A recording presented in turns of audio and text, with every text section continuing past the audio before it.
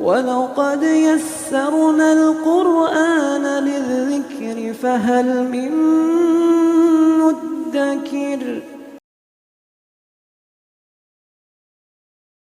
السلام علیکم ورحمۃ اللہ وبرکاتہ۔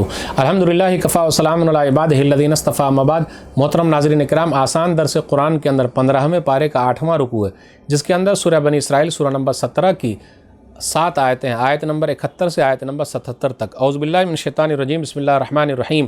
یوم ندعو کل اناس بامامہم فمن اوتی کتابہ بیمینہ فاولئک یقرؤون کتابہم ولا یظلمون فتیلا۔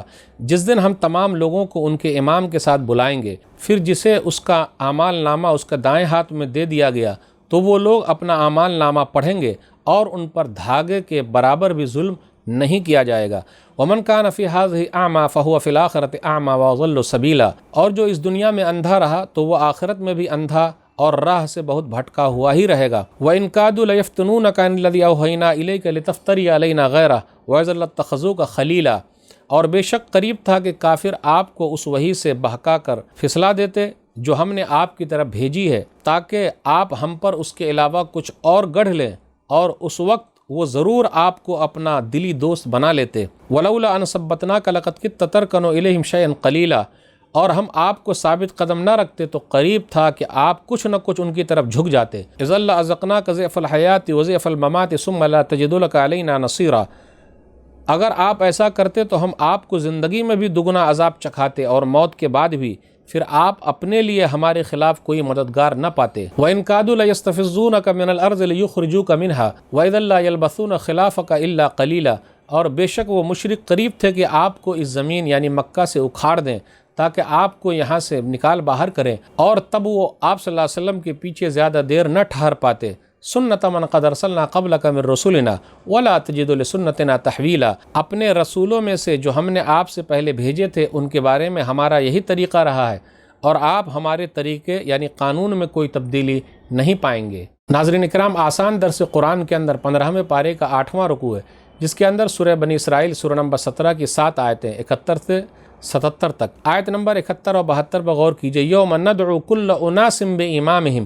جس دن ہم ہر جماعت کو اس کے امام کے ساتھ بلائیں گے، پیشوا کے ساتھ بلائیں گے، رہبر کے ساتھ بلائیں گے۔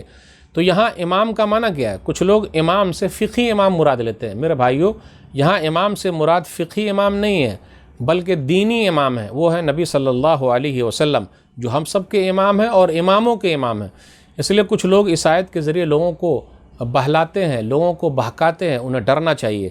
پیشوا، لیڈر، قائد کون ہے؟ یہاں امام سے مراد نبی صلی اللہ علیہ وسلم ہے اور ہر امت کے نبی ہیں۔ نمبر 2، یہاں امام سے مراد نامہ اعمال ہے جو ہر شخص کو دیا جائے گا۔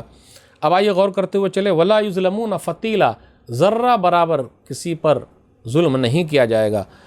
فتیل اس جھلی یا دھاگے کو کہتے ہیں جو کھجور کی گٹھلی میں ہوتا ہے، یعنی ذرہ برابر کسی پر ظلم نہیں کیا جائے گا۔ آیت نمبر 72 پر غور کیجئے کہ جو دنیا کا اندھا ہے آخرت میں بھی وہ اندھا ہوگا۔